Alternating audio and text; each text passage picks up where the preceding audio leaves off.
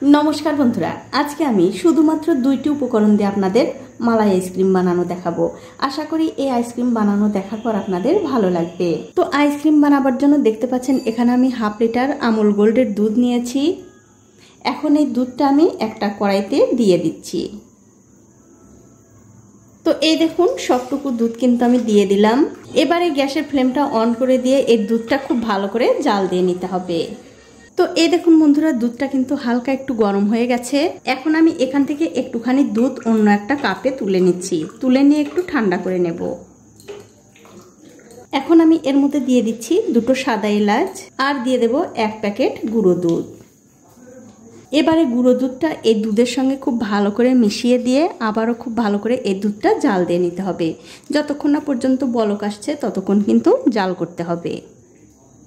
দেখুন দুধের মধ্যে কিন্তু খুব ভালো করে বলক চলে এসেছে। এখন আমি মিষ্টির জন্য দিয়ে দিচ্ছি হাফ কাপ চিনি। অবশ্যই কিন্তু আপনারা আপনাদের স্বাদ অনুযায়ী চিনিটা দিয়ে দেবেন।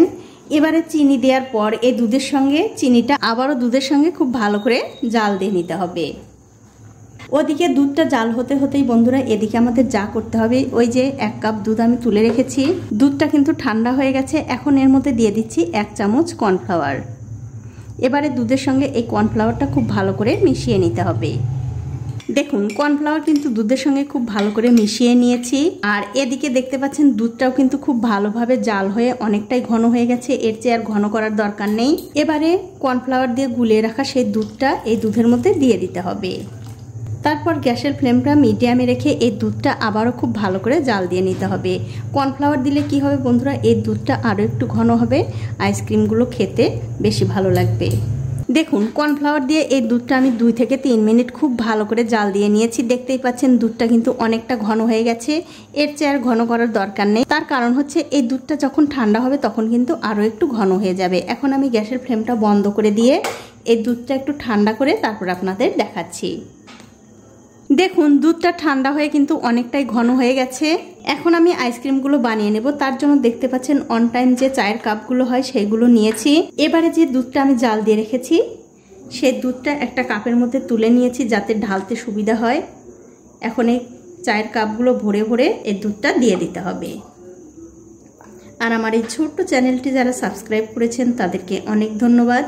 আর যারা সাবস্ক্রাইব করেননি তাদেরকে সাবস্ক্রাইব করে নেওয়ার অনুরোধ রইল। ভিডিওটা যদি ভালো লেগে থাকে অবশ্যই একটা লাইক কমেন্ট শেয়ার করতে ভুলবেন না। আপনাদের একটা লাইক আমাকে অনেক উৎসাহিত করে আরও নতুন নতুন ভিডিও বানানোর জন্য। তো এই দেখুন সবগুলো কাপের মধ্যে কিন্তু আমি দুধের মিশ্রণটা দিয়ে দিয়েছি। এবারে এরকম একটা র্যাপিং পেপার দিয়ে এই কাপগুলো ঢেকে দিতে হবে। তো এই দেখুন সবগুলো কাপ কিন্তু আমি ঢেকে দিয়েছি। এখন আমি এই কাপের মধ্যে আইসক্রিমের কাঠিগুলো দেব। তার জন্য এই কাগজের উপরে সামান্য একটু করে কেটে দিচ্ছি। এবারে একটা একটা করে কাঠি আমি দিয়ে দেব।